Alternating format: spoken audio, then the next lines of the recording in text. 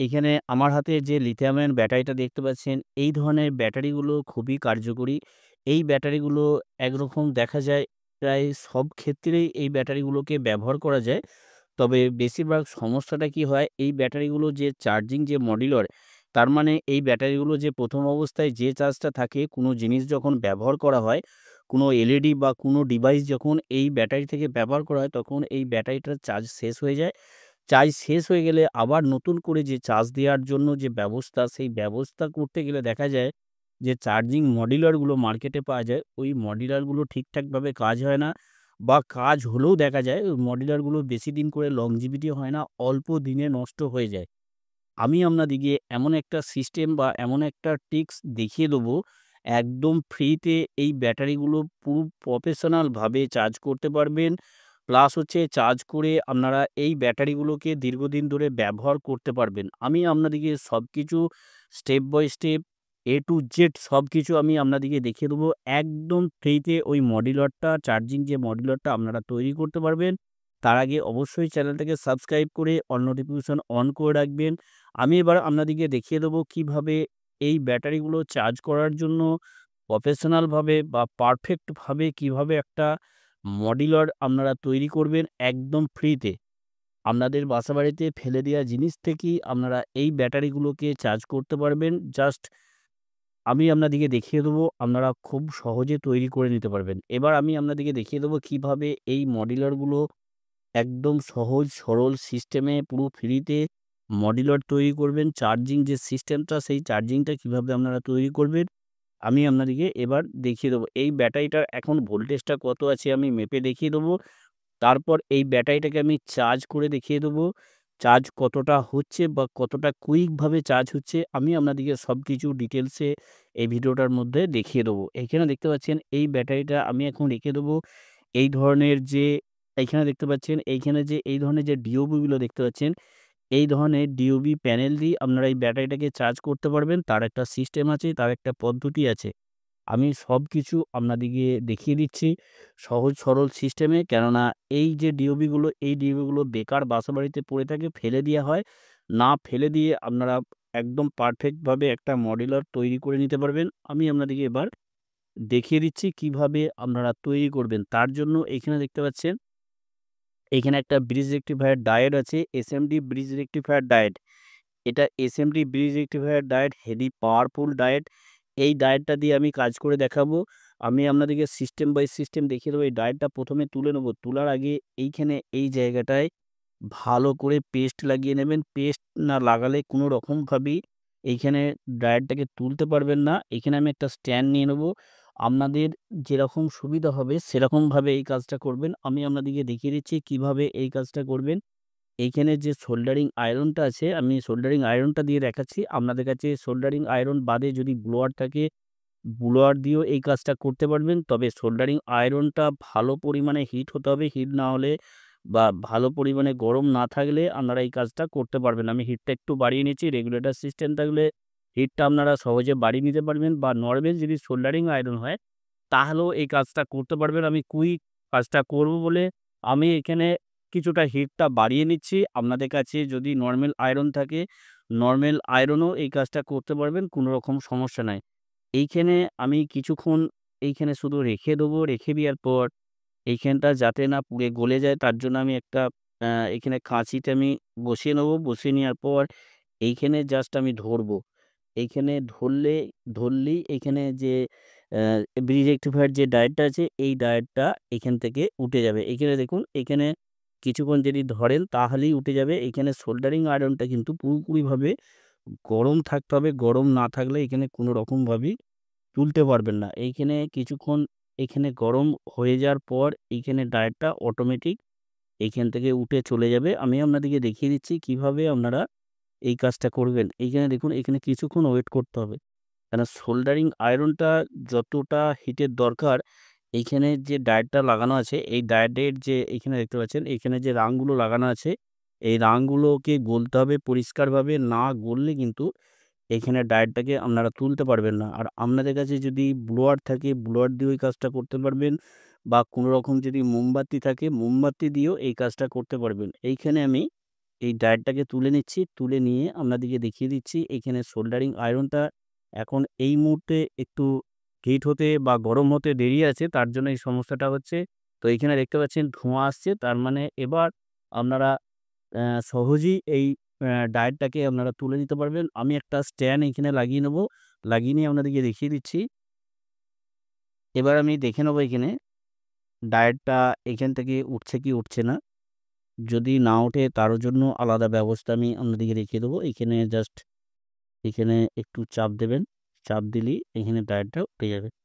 তবে এখানে যে হিটটা আছে, হিটটা যথেষ্ট পরিমাণে হিটটা থাকতে হবে। এখানে দেখতে পেলেন, এখানে ডায়োডটা পুরো এখানে উঠে চলে এলো। তার মানে রাংটা এবার গলে গেছে, আর কোনো সমস্যা নাই। এইভাবে আপনারা ব্রিজ রেক্টিফায়ার যে ডায়োডটা, এসএমডি যে ডায়োডটাকে তুলে নেবেন। তবে ডায়োডটা অবশ্যই ভালো থাকতে হবে। কোনোরকমভাবে যদি খারাপ থাকে তাহলে এই কাজটা আপনারা কোনোরকমভাবেই করতে পারবেন না। তবে সোল্ডারিং আয়রনটা যথেষ্ট পরিমাণে গরম থাকতে হবে। গরম না থাকলে এই কাজটা আপনারা করতে পারবেন না। তার জন্য বলব সোল্ডারিং আয়রনটা অবশ্যই গরম থাকতে হবে। এইখানে দেখুন একটা জিনিস আপনাদেরকে দেখিয়ে দিই। এই কাজটা করার সময় আপনাদের 100% গ্যারান্টি, আপনারা এই কাজটা পুরোপুরিভাবে ফ্রিতে করতে পারবেন। এইখানে আমি ভালো করে এই ডায়োডটাকে পরিষ্কার করে নিলাম থিনার দিয়ে। আপনারা পরিষ্কার করে নেবেন। পরিষ্কার করে নিয়ে এইখানে দেখতে পাচ্ছেন, এইখানে যে চিহ্নিত করতে হবে আপনাদেরকে। এইখানে যে চিহ্নিত করা আছে, এই জায়গাটা আপনারা একটু লক্ষ্য করলে বুঝতে পারবেন। একদিকটা প্লাস আর একদিকটা মাইনাস চিহ্নিত করা আছে। আপনাদেরকে আমি পরিষ্কার করে দেখিয়ে দেবো, যাতে করে এই কাজটা করতে আপনাদের কোনো রকম সমস্যা না হয়। এইখানে আমি ভালো করে পরিষ্কার করে নেব। এইখানে কোনো কাপড় দিয়ে বা কোনো কিছু দিয়ে এই জায়গাটা ভালো করে পরিষ্কার করে নেবেন। পরিষ্কার করে নিলে আপনাদের বুঝতে সুবিধা হবে কোন দিকটা প্লাস কোন দিকটা মাইনাস। এইখানে দেখুন আমি পরিষ্কার করে নিয়েছি। পরিষ্কার করে নিয়ে এখানে আপনাদেরকে দেখিয়ে দিচ্ছি কোন দিকটা প্লাস কোন দিকটা মাইনাস আছে। এখানে আমি ক্যামেরায় আপনাদেরকে দেখাবার চেষ্টা করছি। একদিকটা প্লাস থাকবে আর একদিকটা মাইনাস থাকবে। এইখানে আমি ভালো করে আপনাদেরকে দেখিয়ে দিচ্ছি। এখানে দেখতে পাচ্ছেন, এইখানে চিহ্নিত করা আছে একদিকটা প্লাস আর একদিকটা মাইনাস। এখানে দেখুন ভালো করে লক্ষ্য করুন। একদিকটা প্লাস আর একদিকটা মাইনাস চিহ্নিত করা আছে।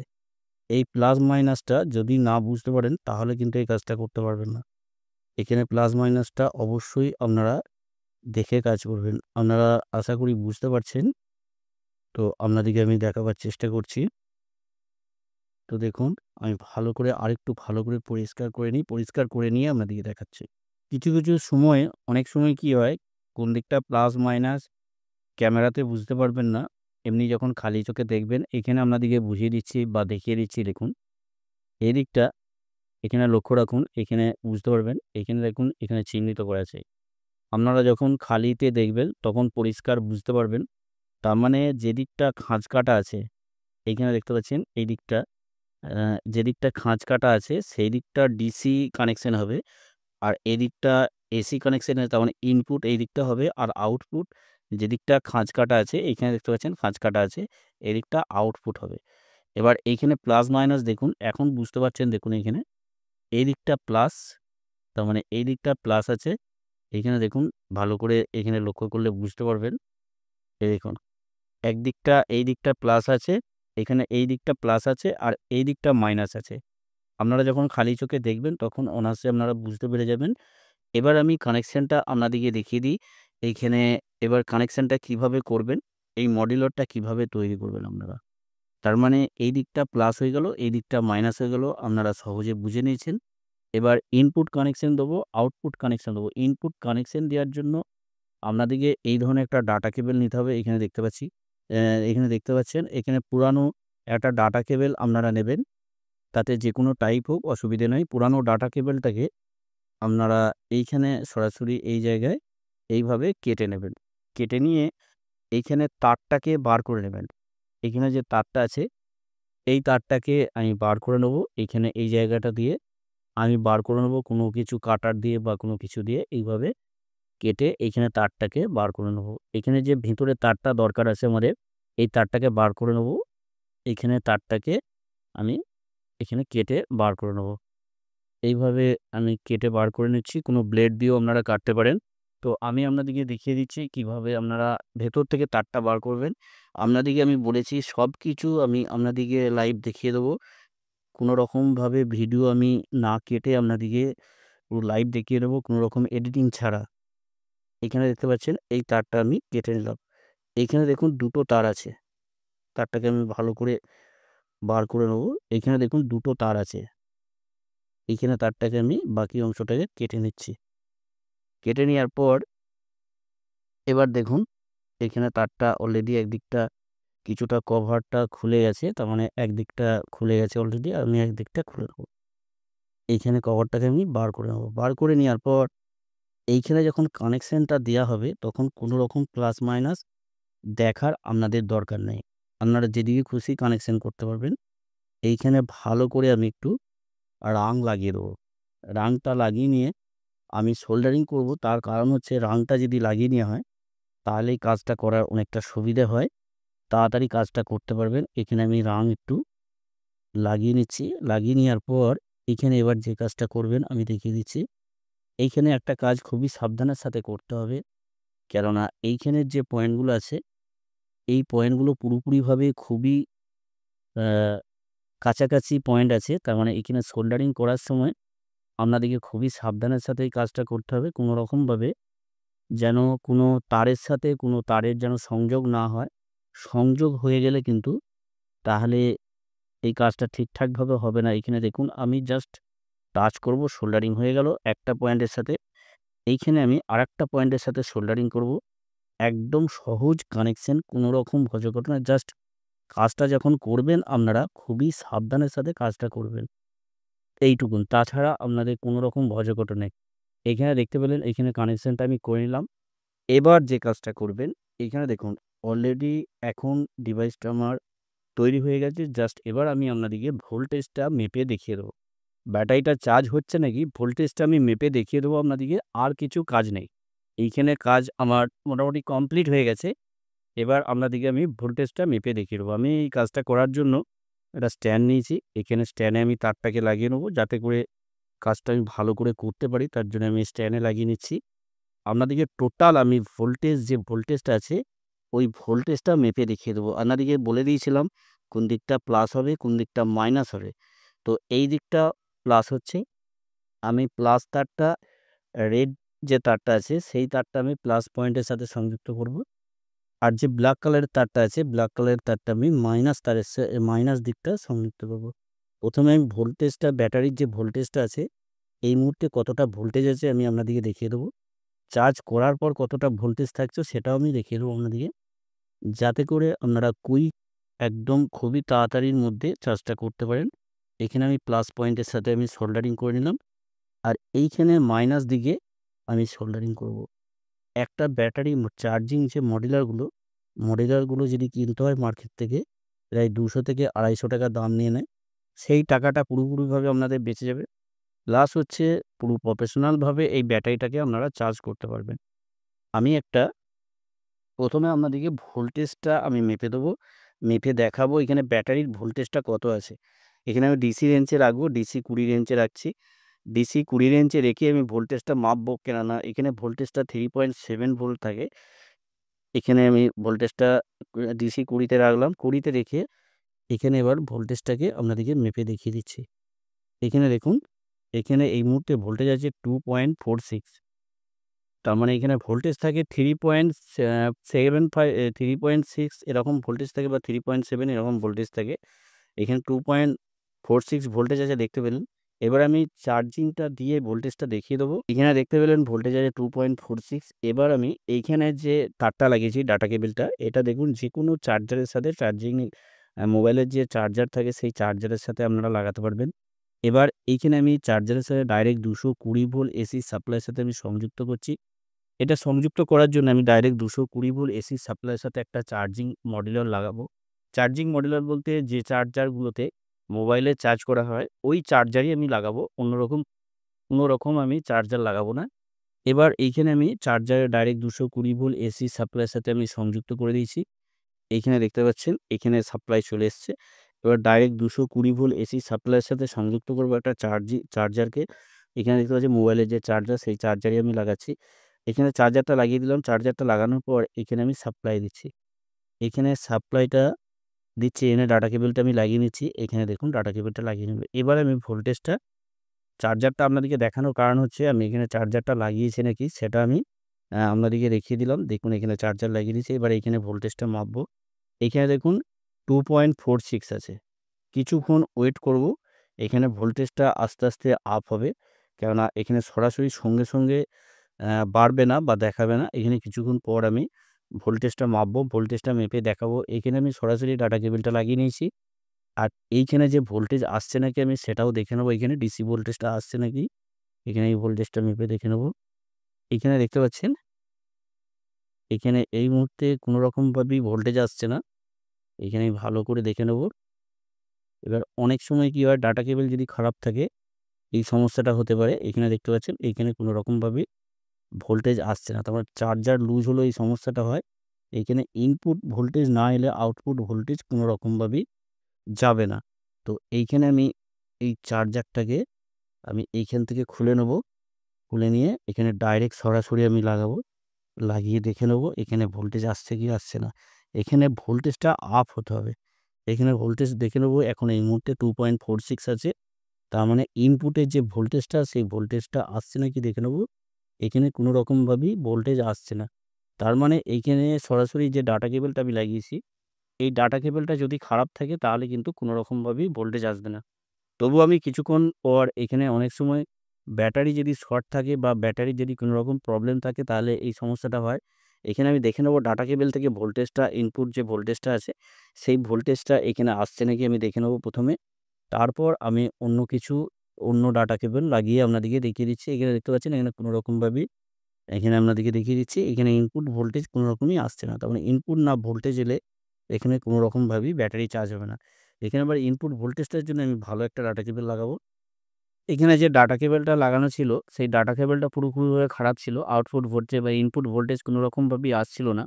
আপনারা দেখতে পেলেন। আমি একটা কেবল নতুন একটা কেবল, নতুন বলতে পুরাতন কেবলই। অন্য কেবল আমি চেঞ্জ করলাম। এই কেবলটা দেখতে পাচ্ছেন। এবার আমি সাপ্লাইটা দেবো। এখানে ডাইরেক্ট আমি এখানে চার্জারের সাথে এখানে সাপ্লাইটা দেবো। সাপ্লাইটা দিয়ে আমি ভোল্টেজটা মেপে দেখে নেব। এইখানে আপনারা একটু লক্ষ্য করে দেখুন, এখানে ভোল্টেজ কতটা আছে এখানে একটু লক্ষ্য করলে বুঝতে পারবেন। এখানে 2.92 ভোল্টেজ আছে। 2.92 ভোল্টেজ আছে। তার মানে এইখানে আমি সাপ্লাইটা দেবো। প্রথমে ছিল কত 2.46, এইখানে এবার সাপ্লাইটা দিচ্ছি। এইখানে দেখুন, এইখানে ডাটা কেবলটা আমি চার্জারের সাথে সংযুক্ত করলাম। সংযুক্ত করার পর এখানে আমি ভোল্টেজটা মাপবো। এইখানে দেখতে পাচ্ছেন 3.10 ভোল্ট, 3.12, 3.13, এখানে ভোল্টেজটা দেখুন আপ হচ্ছে। তার মানে ভোল্টেজটা আস্তে, আস্তে ব্যাটারিটা চার্জ হচ্ছে। এখানে বুঝতে পারছেন? তার মানে এখানে ব্যাটারির যে ভোল্টেজটা সেই ভোল্টেজটা পুরোপুরিভাবে এখানে আসছে। এখানে দেখুন ভালো করে আপনারা দেখলে বুঝতে পারবেন। এখানে দেখুন ভোল্টেজটা পরপর এখানে 20, 21 এরকম করে এখানে দেখুন 3.21 এরকম ভোল্টেজ হয়ে গেল। এবার আমি যে কিছুক্ষণ এখানে চার্জারটা লাগিয়ে আমি বা চার্জিং দিয়ে আমি কিছুক্ষণ ভোল্টেজটা মেপে দেখালাম। এরপর আমি পুরোপুরিভাবে ডাটা কেবলটা খুলে দেবো। এখানে দেখতে পাচ্ছেন জাস্ট কিছুক্ষণ আমি দিলাম, ডাটা কেবলটা খুলে দিলাম। খুলে দেওয়ার পর এখানে ভোল্টেজটা মেপে আপনাদেরকে দেখাচ্ছি। এখানে দেখতে পাচ্ছেন এইখানে এই মুহূর্তে ভোল্টেজ এসে গেছে 2.19, এই 3.18 ভোল্টেজ আছে। তার মানে এখানে দেখতে পাচ্ছেন ভোল্টেজ কোনো রকম কিন্তু এখানে কমেনি। 3.17 ভোল্টেজ আছে। তার মানে ব্যাটারিটা মোটামুটি যদি 15 থেকে 20 মিনিট চার্জ করা হয় ব্যাটারিটা ফুল চার্জ হয়ে যাবে। একদম ফ্রিতে কোনো রকম খরচা ছাড়া। এইখানে দেখতে পেলেন এই ব্রিজ রেকটিফায়ার ডায়োডটা আমি কোথা থেকে তুললাম বা কোথা থেকে লাগালাম, কিভাবে পাবেন আমি বলে দিয়েছি। ডাটা কেবলটা কোথায় পাবেন সেটাও আমি দেখিয়ে দিলাম। ডাটা কেবল যদি খারাপ হয় প্রবলেম কি হতে পারে সেটাও আমি আপনাদেরকে প্র্যাকটিক্যাল দেখিয়ে দিলাম। আশা করি এই কাজটা করতে আপনাদের কোনো রকম সমস্যা হবে না। যদি কোনো রকম কিছু সমস্যা হয় অবশ্যই আমাকে কমেন্ট করে জানাবেন। আমি আপনাদেরকে রিপ্লাই দেবো বা নতুন করে এই বিষয় নিয়ে আপনাদের জন্য আবার ভিডিও আপলোড করে দেখাবো। অবশ্যই এখন পর্যন্ত চ্যানেলটাকে যারা সাবস্ক্রাইব করেনি অবশ্যই চ্যানেলটাকে সাবস্ক্রাইব করবেন, অল নোটিফিকেশন অন করে রাখবেন। আপনারা সকলে ভালো থাকবেন, সুস্থ থাকবেন, নিজের খেয়াল রাখবেন। আর এই ভিডিওটা দেখার জন্য অবশ্যই আপনাদের বন্ধুদেরকে শেয়ার করে দেখার সুযোগ করে দেবেন। ওকে, থ্যাংক ইউ, ধন্যবাদ।